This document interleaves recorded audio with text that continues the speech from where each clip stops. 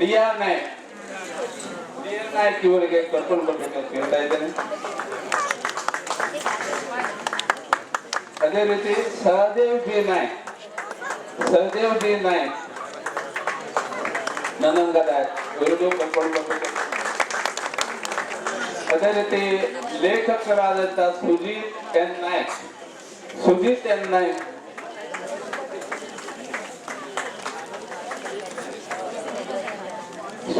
ನಾಯಕ್ ಇವರು ವೇದಿಕೆ ಬರಬೇಕಾಗಿ ಕೇಳ್ತಾ ಇದ್ದೇವೆ.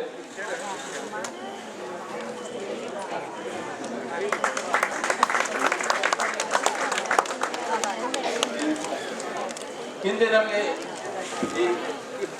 ಈ ಕನ್ನಡ ನಾಟಕವನ್ನ ಉಳಿಸಿ ಬೆಳೆಸಿ ರಕ್ಷಿಸಿಕೊಂಡು ಹೋಗುವ ಸಲುವಾಗಿ ಈ ಹಿಂದಿನಿಂದ ನಮ್ಮ ಸ್ತ್ರೀ ಪಾತ್ರದ ಕೊರತೆ ಬಿದ್ದಾಗ ನಮ್ಮ ಚಂದ್ರಕಾಂತ್ ಸಿ ನಾಯಕ್ ಅಜುವಾಗಿಯವರು ವೇದಿಕೆ ಮೇಲೆ ಬಂದು ಸ್ತ್ರೀ ಪಾತ್ರ, ವಿಲನ್, ಕಾಮಿಡಿ ಎಲ್ಲಾ ತರದ್ದು ಪಾತ್ರ ವಹಿಸಿ ತನುಮನ ಜನದಿಂದ ಈವರೆಗೂ ನಮಗೆ ಸಹಾಯ ಮಾಡ್ತಾ ಇದ್ದಾರೆ. ಅವರನ್ನು ಶ್ರೀ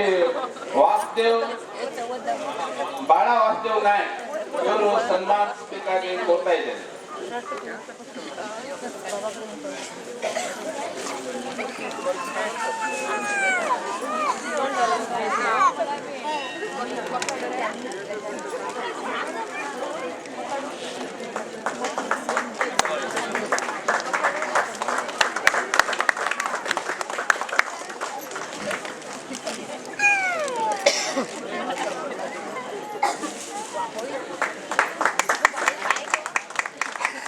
ಅದೇ ರೀತಿ ಕನ್ನಡ ನಾಟಕ ನಶಿಸಿ ಹೋಗುವ ಈ ಸಂದರ್ಭದಲ್ಲಿ ನಮಗೆ ಖಳನಾಯಕನ ಪಾತ್ರದ ಕೊರತೆ ಬಿದ್ದಾಗ ನಮ್ಮ ಡಿ.ಆರ್. ನಾಯಕ್ ಅವರು ಖಳಪಾತ್ರ ವೇದಿಕೆಯ ಮೇಲೆ ಬಂದು ಖಳಪಾತ್ರ ವಹಿಸಲಿಕ್ಕೆ ಮತ್ತು ಅವರು ಈವರೆಗೂ ನಮಗೆ ಸನ್ಮಾನದಿಂದ ಸಹಾಯ ಮಾಡೋದಕ್ಕೆ ಅವರಿಗೆ ನಾವು ಸನ್ಮಾನ ಮಾಡ್ತಾ ಇದ್ದೇವೆ.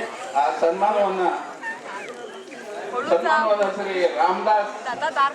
ರಾಮದಾಸ್ ಎಸ್ ನಾಯಕ್ ಇವರು ಮಾಡಬೇಕಾಗಿ ಕೋರ್ತಾ ಇದ್ದೇನೆ.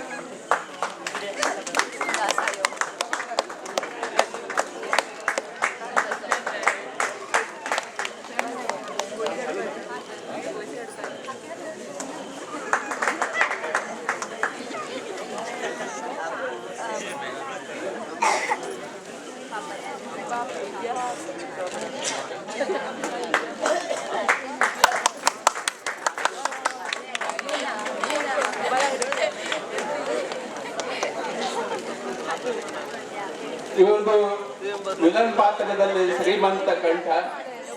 ಊರಿಗೆ ಊರೇ ನಡುಗುತ್ತಿರುವಾಗ ಈ ರಾಮಪ್ಪ ಜೋಯಿಸರಂತೆ ಊರಿಗೆ ಊರೇ ನಡುಗುತ್ತಿರುವಾಗ ಯಕಚ್ಚಿತ್ ಒಬ್ಬ ಮಾಸ್ತರ ನಮ್ಮ ಮನೆಯಲ್ಲಿ ಉಂಡ ಭಟ್ಟದಲ್ಲಿ ಉಗುಳಬೇಕಾದರಿಗೆ ಅವನಿಗೆ ಬಂದಿರುವ ಸೊಕ್ಕಾದರೂ ಎಷ್ಟು ಅಂತ ಗಂಭೀರವಾಗಿ ಈ ಶ್ರೀಮಂತ ಶಬ್ದದಲ್ಲಿ ಇವರು ತಮ್ಮ ಅಭಿನಯವನ್ನು ತೋರಿಸಿ ಮೆಚ್ಚುಗೆ ಪಡೆದಿದ್ದಾರೆ. ಅವರಿಗೂ ನಾವು ಧನ್ಯವಾದ ಅರ್ಪಿಸ್ತಾ ಇದ್ದೇವೆ. ಅದೇ ರೀತಿ ಸಹದೇವ್ ಡಿ ನಾಯಕ್ ನನಂಗದ ಇವರು ಕಾಮಿಡಿ ಪಾತ್ರದಲ್ಲಿ, ಹಾಸ್ಯ ಪಾತ್ರದಲ್ಲಿ ನಮಗೆ ಈವರೆಗೂ ಸಹಾಯ ಮಾಡ್ತಾ ಇದ್ದಾರೆ. ಹಾಸ್ಯ ಪಾತ್ರ ಹಿಂದಿನಿಂದ ಮಾಡಿದ ಹೌದವರು, ಆದರೆ ತನುಮನದಿಂದ ಈವರೆಗೂ ಸಹಾಯ ಮಾಡ್ತಾ ಇದ್ದಾರೆ.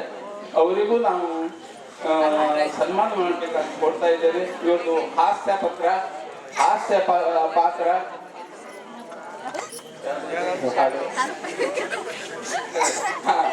ಚೆನ್ನಗೌಡ ಇದ್ದು ಹಾಸ್ಯ ಬಾರಿ ಫೇಮಸ್. ಅದೇ ರೀತಿ ಒಂದೆರಡು ಅದೇ ಚೆನ್ನಪ್ಪ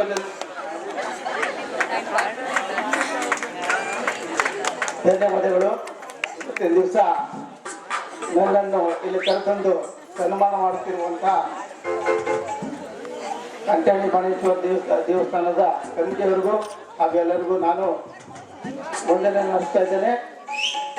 ನನ್ನ ಒಂದು ಹಾಡನ್ನು ಹೇಳ್ತಾ ಇದ್ದೇನೆ. ಚೆನ್ನಗೌಡ ಕುಂಬಾರ ಮಾಡಿದ ತೋಡನವ್ವ, ಚೆನ್ನಗೌಡ ಕುಂಬಾರ ಮಾಡಿದ ತೋಡನವ್ವ, ಚಂದಕ ತಂದೆ ನಾ ತಂಗಿ ನೀರಿಯ ಹೊರಟೇದ, ಚಂದಕ ತಂದೇನ ತಂಗಿ ನೀರಿಗೆ ಹೊರಟೇನ ಜನಪ್ಪ ಜನಗೌಡ ಮಾಡಿದ ಕೊಡನವ್ವ ಚಂದಕ ತಂದೇನ ತಂಗಿ ನೀರಿಗೆ ಹೊರಟೇನ ಚಂದಕ ತಂದೇನ ತಂಗಿ ನೀರಿಗೆ ಹೊರಟೇನ 639 9 ಚಿತ್ರದ ಕೊಡನವ್ವ 639 ಚಿತ್ರದ ಕೊಡನವ್ವ ಚಂದಕ ತಂದೆ ತಂಗಿ ನೀರಿಗೆ ಹೊರಟೇನ ಚಂದಕ ತಂದೆ ತಂಗಿ ಬಾಳಿಯ ಮನದಾಗ ಹೆಂಗ ಬಾಗಿ ಬರಲಮ್ಮ ಬಾಳಿಯ ಮನದಾಗ ಹೆಂಗ ಬಾಗಿ ಬರಲಮ್ಮ ಬೆಂದಿಗೆ ತಾಗಿತ್ತ ನನ್ನ ಬೆಂದಿಗೆ ಹೊರಟಿತ್ತ ತೊಂಗೆಗೆ ತಾಗಿತ್ತ ನನ್ನ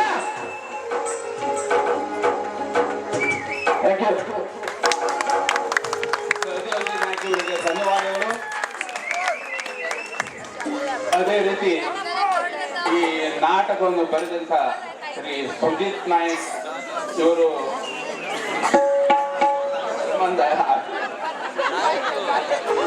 ನಮ್ಮ ಸಹದೇವ್ ನಾಯಕ್ ಇವರಿಗೆ ಶಶಿಕಾಂತ್ ರಾಮಚಂದ್ರ ನಾಯಕ್ ಖರ್ಗೆಜೋಗಿ ಇವರು ಸನ್ಮಾನ ಮಾಡಬೇಕಾಗಿ ಕೇಳ್ತಾ ಇದ್ದೇನೆ.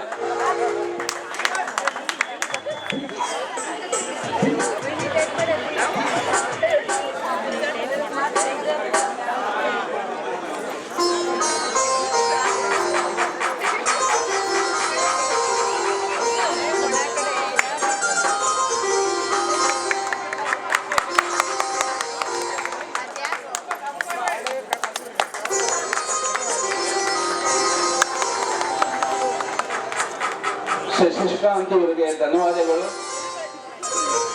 ಅದೇ ರೀತಿ ಈ ಸಮಾಜದ ಅಂಕು ಡೊಂಕುಗಳನ್ನು ತಿದ್ದುವಂತ ಲೇಖಕರು ನಮ್ಮ ಕಣ್ಮುಂದಿದ್ದಾರೆ.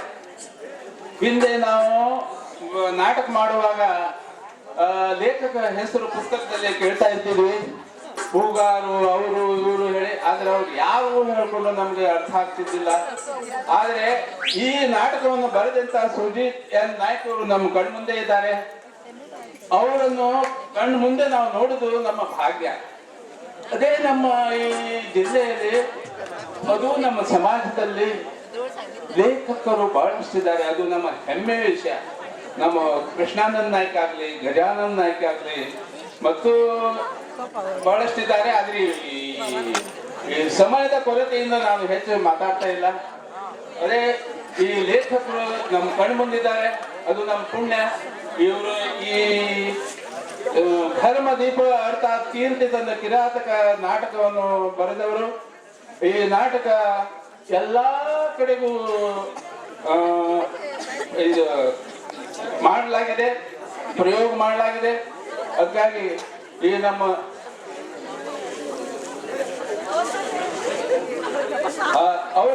ಅವ್ರದ್ದೊಂದು ನಾಟಕ ನಾವು ಹಿಂದೆಯೂ ಮಾಡಿದ್ದೇವೆ. ಆಗ ಅವರು ಇಲ್ಲಿ ಬಂದಿದ್ದಿಲ್ಲ, ಆದ್ರೆ ಈಗ ಅವರು ಈಗ ಹಾಜರಿದ್ದಾರೆ. ಅವರಿಗೆ ನಮ್ಮ ನಾಟಕ ಮ್ಯಾನೇಜರ್ ಅಶೋಕ್ ನಾಯಕ್ ಇವರು ಸನ್ಮಾನ ಮಾಡಬೇಕಾಗಿ ನಾನು ಕೇಳ್ತಾ ಇದ್ದೇನೆ.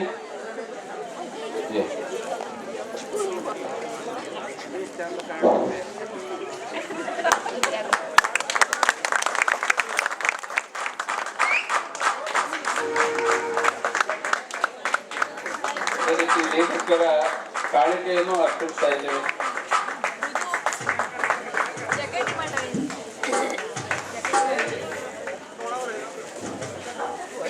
ಒಂದೆರಡು ಮಾತು ಹೇಳ್ಬೇಕಾಗಿ ಕೇಳ್ತೇನೆ.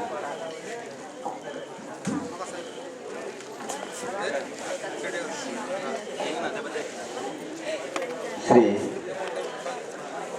ಕತ್ಯಾನಿ ದೇವಿಯ ಚರಣಕಮಲದಲ್ಲಿ ಉಪಸ್ಥಿತರಾದಂತಹ ಸಮಸ್ತ ಪ್ರೇಕ್ಷಕ ದೇವರುಗಳಿಗೆ ಸೌಲಭ್ಯದ ನಮನಗಳೊಂದಿಗೆ ಇವತ್ತು ಈ ಒಂದು ಪವಿತ್ರ ವೇದಿಕೆಯಲ್ಲಿ ದಿವ್ಯ ಸಾಧನೆಯನ್ನ ಮಾಡಿದಂತಹ ಎಲ್ಲ ಸಾಧಕರನ್ನ ನಮ್ಮ ನಾಟಕ ಮಂಡಳಿಯವರು ಸಂದರ್ಭದಲ್ಲಿ ನಾನು ನಾಟಕ ಮಂಡಳಿಯವರಿಗೆ ಚಿರಋಣಿ ಆಗಿದ್ದೇನೆ. ನಾಟಕ ಮನರಂಜನೆ ಅಷ್ಟೇ ಅಲ್ಲ, ಕಲಾವಿದರ ಪ್ರತಿಭೆ, ಕಲಾವಿದರ ಒಂದು ಪ್ರವೃತ್ತಿಯನ್ನ ಅನಾವರಣಗೊಳಿಸುವ ಒಂದು ವೇದಿಕೆ. ಇವತ್ತು ಇಲ್ಲಿ ಅನೇಕ ಶ್ರೀಮಂತರಿದ್ದಾರೆ, ಆದ್ರೆ ಯಾರು ಚಪ್ಪಳ ಗಿಟ್ಟಿಸಿಕೊಳ್ಳಿಕ್ಕೆ ಸಾಧ್ಯವಿಲ್ಲ. ಯಾರಲ್ಲಿ ಕಲಿಯುವುದೆಯೋ ಅವರಲ್ಲಿ ಮಾತ್ರ ನಾವು ಕಲಾ ಶ್ರೀಮಂತಿಕೆ ಕಾಣಲು ಸಾಧ್ಯ.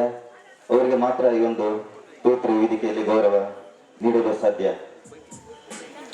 ಈ ರಂಗಭೂಮಿ ಕಲಾವಿದನಾಗುವುದು ಅಷ್ಟು ಸುಲಭದ ಮಾತಲ್ಲ.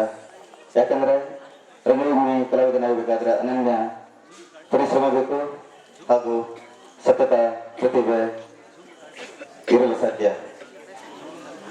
ಇವತ್ತು ನಮ್ಮ ಧಾರಾವಾಹಿಯಲ್ಲಿ ಅಥವಾ ಸಿನಿಮಾದಲ್ಲಿ ಯಾವುದೇ ಪರಿಶ್ರಮ ಇಲ್ಲದೆ, ಯಾವುದೇ ಪ್ರತಿಭೆ ಇಲ್ಲದೆ ಸಹ ನಾಯಕನಾಗುವುದು, ಸ್ಟಾರ್ ಆಗುವುದು. ಹಣ ಮತ್ತು ಬ್ಯಾಕ್ಗ್ರೌಂಡ್ ಇದ್ದರೆ ಒಂದೇ ದಿನದಲ್ಲಿ ಸ್ಟಾರ್ ಆಗುವುದು, ಒಂದೇ ದಿನದಲ್ಲಿ ಸರ್ಕಾರದಿಂದ ನಾವು ಪ್ರಶಸ್ತಿಯನ್ನ ಪಡೆದುಕೊಳ್ಳಬಹುದು. ಆದ್ರೆ ಈ ಒಂದು ಪವಿತ್ರ ವೇದಿಕೆಯಲ್ಲಿ ರಂಗಭೂಮಿ ಕಲಾವಿದನಾಗುವುದು, ಗೌರವವನ್ನು ಪಡೆದುಕೊಳ್ಳುವುದು ಅಷ್ಟು ಸುಲಭದ ಮಾತಲ್ಲ. ಯಾಕಂದ್ರೆ ಕಲಾವಿದನಾಗುವನು ಪ್ರಶಸ್ತಿಯನ್ನ ಯಾವತ್ತೂ ಬಯಸೋದಿಲ್ಲ. ಇದು ತಾವು ಪಟ್ಟ ಒಂದು ಗೌರವ. ಹೀಗಾಗಿ ಈ ಒಂದು ಸನ್ಮಾನ ಸರ್ಕಾರದ ಪ್ರಶಸ್ತಿಗಿಂತ ಬಹುದೊಡ್ಡ ಅಮೂಲ್ಯವಾದಂತಹ. ಹೀಗಾಗಿ ಅರಿಯುವುದು ಕಾಯ, ಉಳಿಯುವುದು ಕೀರ್ತಿ ಎಂಬಂತೆ ಇವತ್ತು ಕಲಾವಿದನಾದವನು ಯಾವುದೇ ವೃತ್ತಿಯಲ್ಲಿದ್ದರೂ ಸಹ ನಮ್ಮ ಈ ಕಲಾ ಪ್ರವೃತ್ತಿಯನ್ನ ಯಾವತ್ತೂ ಬಿಡದೆ ನಿರಂತರವಾಗಿ ರಂಗಭೂಮಿಯಲ್ಲಿ ತೊಡಗಿಕೊಂಡು ಕಲೆಯನ್ನ ಉಳಿಸಿ ಬೆಳೆಸಿಕೊಂಡು ಹೋಗಬೇಕಾಗಿ ನಾನು ಇನ್ನೊಮ್ಮೆ ಕಲಾವಿದರಲ್ಲಿ ಕೇಳ್ಕೊಳ್ತಿದ್ದೇನೆ. ಇವತ್ತು ನಮ್ಮ ಕಲಾವಿದರನ್ನ ತಾವೆಲ್ಲರೂ ಪ್ರೇಕ್ಷಕರು ತಮ್ಮ ಮಕ್ಕಳಂತೆ ತಮ್ಮ ಮಡಿಲಲ್ಲಿಟ್ಟು ಬೆಳೆಸಿ ಕಲೆಯನ್ನ ನಿರಂತರವಾಗಿ ಉಳಿಯುವಲ್ಲಿ ತಮ್ಮ ಕೃಪಾ ಕಟಾಕ್ಷ ಯಾವತ್ತೂ ಕಲಾವಿದರ ಶಿರದ ಮೇಲೆ ಇರಲಿ ಅಂತ ನಾ ಈ ಮೂಲಕ ಆಶಿಸ್ತಾ, ಇವತ್ತು ಈ ಒಂದು ಪವಿತ್ರ ವೇದಿಕೆಯಲ್ಲಿ ನಮ್ಮನ್ನೆಲ್ಲ ಸನ್ಮಾನಿಸಿದಂತಹ ತಮಗೆಲ್ಲರಿಗೂ ಹಾಗೂ ನಾಟಕ ಮಂಡಳಿಯವರಿಗೂ ಇನ್ನೊಮ್ಮೆ ಸೂರ್ಯದ ಧನ್ಯವಾದಗಳೊಂದಿಗೆ ನನ್ನ ಮಾತನ್ನು ಮುಗಿಸ್ತೇನೆ. ಜೈ ಕರ್ನಾಟಕ.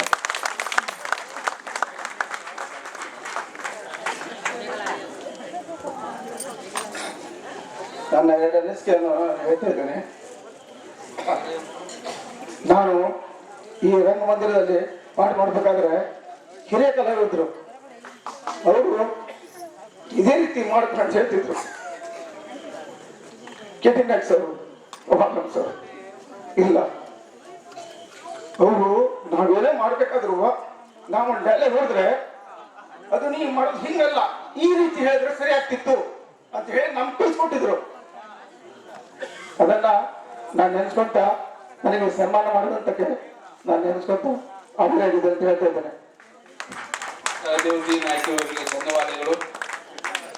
ಹಾಗೂ ಈ ತಮ್ಮ ಅಮೂಲ್ಯವಾದ ಸಮಯವನ್ನು ವ್ಯರ್ಥ ಮಾಡಿ ವೇದಿಕೆಗೆ ಬಂದು ನಮಗೆಲ್ಲರಿಗೂ